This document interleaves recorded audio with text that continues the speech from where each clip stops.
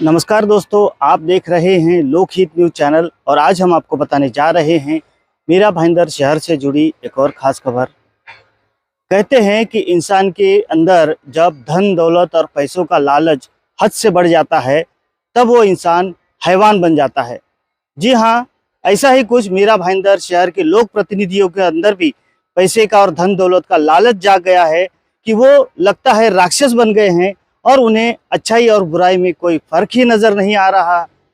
ऐसा हम क्यों कह रहे हैं, आइए हम आपको बताते हैं। मीरा रोड पूर्व के प्रभाग क्रमांक 12 में आरक्षण क्रमांक 230, जहां पर 2017-18 में अमृत योजना के तहत हरित क्षेत्र विकास योजना चलाई गई थी और जिसके तहत हजारों पेड़ यहां पर लगाए गए थे। साथ ही 2022 में ग्रीन यात्रा फाउंडेशन की ओर से मियावाकी टेक्निक पर, यानी कि जो जापानी तकनीक है मियावाकी तकनीक, उस तकनीक के दर्ज पर यहाँ पर लगभग 10,000 पेड़ लगाए गए थे। और इस काम का जब शुभारंभ किया गया था तो यहाँ पर महापौर ज्योत्सना हसनाले, उप महापौर हसमुख गहलोत और मीरा भाईंदर महानगर पालिका के आयुक्त दिलीप धोले उपस्थित थे और उन्हीं के मौजूदगी में यहाँ पर 10,000 पेड़ लगाए गए थे। तो इस तरह से आरक्षण क्रमांक 230 में हजारों पेड़ लगाए गए थे, लेकिन अब इन पेड़ों को काटने की योजना मीरा भाईंदर महानगर पालिका ही बना रही है। इसका कारण यह है कि इस आरक्षण क्रमांक 230 में एक ओलंपिक साइज का स्विमिंग पूल बनाया जाना है और एक जिम्नेशियम बनाया जाना है, जिसके लिए राज्य शासन से 10 करोड़ रुपए का निधि मंजूर किया गया है। इस बारे में जानकारी दी शिवसेना विधायक प्रताप सरनाईक ने और उन्होंने कहा कि उन्होंने राज्य शासन से इस ओलंपिक साइज स्विमिंग पूल के लिए और जिम्नेशियम के लिए 10 करोड़ का निधि मंजूर किया है। गौरतलब है कि यह जो निधि मंजूर किया गया है, इसकी मांग मीरा भाईंदर शहर के किसी भी नागरिक ने या संस्था ने नहीं की थी। इसके बावजूद भी इस स्विमिंग पूल का प्रस्ताव मंजूर करके लाया गया है, निधि मंजूर किया गया है। और सबसे गंभीर बात यह है कि जहां पर पहले से ही गार्डन रिजर्वेशन है, जहां पर हजारों पेड़ लगाए गए हैं, जिस पर लाखों रुपया खर्च किया गया है, ऐसी जगह पर यह स्विमिंग पूल बनाया जाना है और जिसके लिए 3,267 पेड़ों को काटा जाना है। तो यह बहुत ही गंभीर बात है और जिसकी वजह से मीरा भाईंदर शहर के जो पर्यावरण प्रेमी है वो काफी नाराज हैं और उनका कहना है कि जहां एक और मीरा भाईंदर महानगर पालिका पेड़ों को बचाने की बात करती है, पेड़ों को लगाने की बात करती है, पर्यावरण की रक्षा की बात करती है, वहीं दूसरी ओर इस तरह से गाहे बगाहे हजारों पेड़ों का कत्ल करती है। हम आपको बता दें कि अभी कुछ ही दिनों में एक रिपोर्ट आया है जिसमें मुंबई, कल्याण, डोंबिवली, उल्लासनगर ऐसे कई महानगर पालिकाओं में मीरा भाईंदर महानगर पालिका सबसे प्रदूषित शहर में उसका नंबर आया है और सबसे प्रदूषित शहर दिखाया गया है। तो अगर इस तरह से पेड़ लगातार काटे जाएंगे तो ये प्रदूषण पर कैसे कंट्रोल कर पाएंगे, ये भी एक सवाल है। और सबसे बड़ा यह सवाल है कि जो लोक प्रतिनिधि इस प्रकार से पेड़ों को काट कर जो विकास करना चाहते हैं, आखिर वो किस प्रकार का विकास कर रहे हैं, जहां पर पर्यावरण को पूरा नुकसान पहुंचाकर, पूरा बर्बाद कर कर ये लोग यहाँ पे विकास करना चाहते हैं। तो ये किस प्रकार का विकास है, ये एक समझने वाली बात है। तो अब इस बारे में लगभग सभी प्रिंट मीडिया ने, आप देखेंगे कि इसमें कई बड़े अखबारों में इसकी खबर छपी है और इसका विरोध जताया है। मीरा भाईंदर शहर के कई संस्थाओं ने भी और समाज सेवियों ने और पर्यावरण प्रेमियों ने भी इसका विरोध जताया है और इन्होंने आपत्ति जताई है कि इन पेड़ों को बचाया जाना चाहिए। मैडम जी, ये बताइए, ये जो आरक्षण क्रमांक 230 में एक स्विमिंग पूल बनाया जाना है जिसका प्रस्ताव महानगर पालिका ला रही है, लेकिन बताया जा रहा है कि इसके लिए लगभग 3,000 से भी ज्यादा पेड़ों को काटा जाना है या फिर उन्हें स्थलांतरित करना है। इसको आप कितना उचित मानते हैं?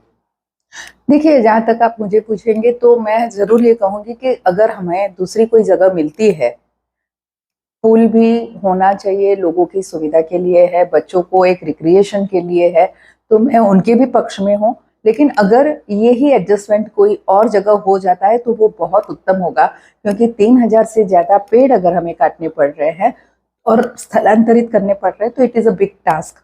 और अभी वो ऑब्जेक्शन सजेशन मंगा रहे हैं, तो मुझे लगता है कि ये सब प्रोसीजर उन्हें पहले कर लेनी चाहिए थी और उसके बाद हरी झंडी देनी थी कि ओके अब यहाँ बन सकता है।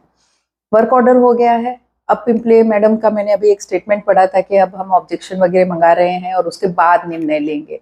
ये जो प्रशासन की भूमिका है ना, ये बिल्कुल ठीक नहीं है। प्रशासन ने सबसे पहले ये बात क्लियर करनी चाहिए और उसी के बाद ही ये सब वर्क ऑर्डर वगैरह का काम करना चाहिए। एक लोक प्रतिनिधि के तौर पर आप प्रशासन को क्या राय देंगे कि आप जो भी काम देते हैं या जो भी काम सजेस्ट करते हैं या जो भी काम पास करते हैं, उसकी उस प्रोसीजर की पहले तहकीकात करिए, उस जगह जाइए, क्या इस जगह पे वो काम पॉसिबल है क्या बिना किसी अड़चन के। अब क्या होता है, देखिए मैं भी पर्यावरण प्रेमी हूँ और बाकी भी पर्यावरण प्रेमी को ये हमेशा दुख होगा कि 3000 से ज्यादा पेड़ अगर निकाले जाएंगे, क्योंकि आपको मालूम है जब मूल से एक पेड़ निकाला जाता है तो उसके रीसर्वाइवल का चांसेस बहुत कम हो जाता है, और ये हमने अभी देखे हैं बहुत सारे उदाहरण। तो मैं चाहूंगी कि ये ना करते हुए एक दूसरी उसी के आजू बाजू कहीं ना कहीं अगर जगह है और वहां अगर हम स्विमिंग पूल ले जाते हैं तो ये सॉल्यूशन सबसे बेस्ट रहेगा। बच्चों को पूल भी मिलेगा और हमारा पर्यावरण भी बचेगा। देखिए, एक महानगर पालिका के माध्यम से एक पेपर नोटिस निकला है जिसमें करीबन 3500 के आसपास के जो पेड़ हैं उन्हें काटने की बात उसके अंदर है, और उस जगह पे वहाँ पे एक स्विमिंग पूल बनाने का प्रस्ताव महानगर पालिका ने रखा है, तो जिसका विरोध भारतीय जनता पार्टी के माध्यम से हमने किया है। और आप जानते हैं कि पिछले साल 2022 में ही तत्कालीन आयुक्त जी की मौजूदगी के अंदर जापानीज मियावाकी टेक्निक के माध्यम से करीबन 10,000 पेड़ वहाँ पे लगाए गए थे। उनका वृक्षारोपण का कार्यक्रम बड़ी धूमधाम से हुआ था।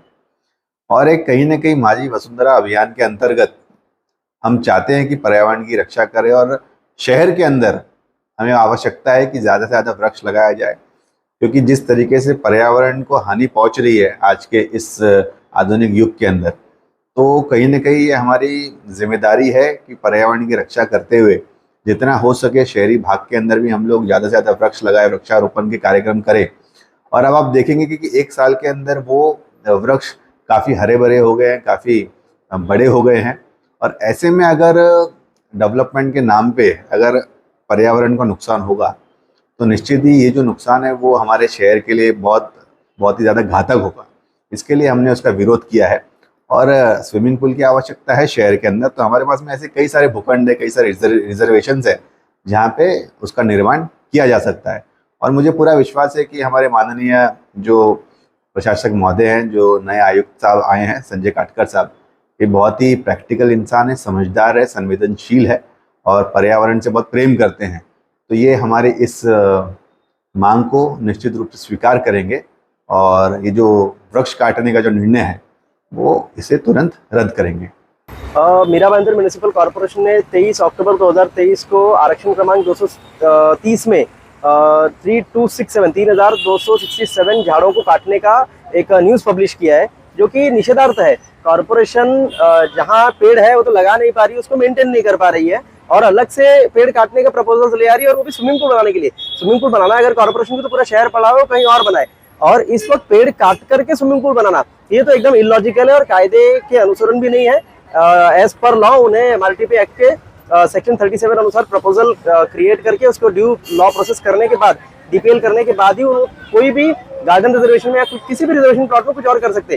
फिलहाल वो गार्डन रिजर्वेशन का प्लॉट है आरक्षण क्रमांक 230, वहाँ हम गार्डन के अलावा कोई और एक्टिविटी कॉर्पोरेशन को नहीं करने देंगे। मैंने मेरा ऑब्जेक्शन प्रॉपर पॉइंट्स के साथ में, प्रॉपर लॉ पॉइंट के साथ में मीरा भाईंदर म्युनिसिपल कॉर्पोरेशन के कमिश्नर संजय काटकर साहब को लिखा है, और मुझे उम्मीद है कि ये प्रपोजल, ये जो एडवर्टाइजमेंट उन्होंने निकाला है लगभग 2,2500 पेड़ काटने का, वो उन्हें विड्रॉ करना पड़ेगा, वो उन्हें रिमूव करना पड़ेगा। अब देखना होगा कि क्या मीरा भाईंदर महानगर पालिका इन पेड़ों को बचाती है और ये जो स्विमिंग पूल और जिम्नेशियम जो बनाना है वो किसी और जगह पर ट्रांसफर करती है, ये देखने वाली बात होगी। अब इस पर आने वाले दिनों में मीरा भाईंदर महानगर पालिका प्रशासन क्या निर्णय लेता है ये जल्द ही पता चलेगा। इस बारे में जो भी अपडेट्स होंगी हम आपको समय समय पर बताते रहेंगे। आप बने रहिए हमारे साथ, देखते रहिए लोकहित न्यूज़ चैनल। धन्यवाद।